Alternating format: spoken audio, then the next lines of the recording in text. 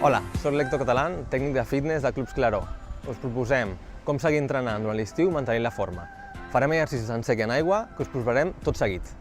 Ens col·loquem una goma elàstica a l'alçada dels genolls o als turmells, si volem augmentar la intensitat. Farem passes laterals portant el maluc enrere i flexionant els genolls, per tal de treballar tot el nostre tren inferior. Buscarem un treball pliomètric, ja que això ens ajudarà a millorar la nostra estabilitat, reforçar les nostres articulacions i treballar la nostra força. Aprofitarem la superfície irregular i la inestabilitat de la sorra per a aquest exercici. Farem salts a una cama, sempre esmorteint la caiguda amb el nostre propi cos.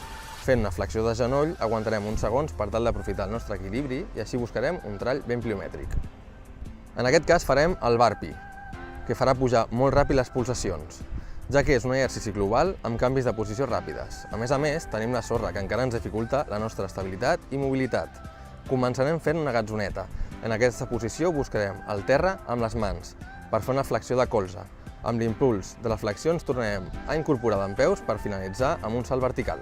Ens col·locarem en posició de planxa per un treball del core. Ens estirarem al terra, col·locant les mans sota l'alçada de les espatlles, per tal de crear una estabilitat forta en els nostres braços. Aquest serà el punt inicial. Farem una flexió de colze i aquests els recolzarem al terra mantenint l'esquena recta i el maluc a l'alçada de les nostres espatlles.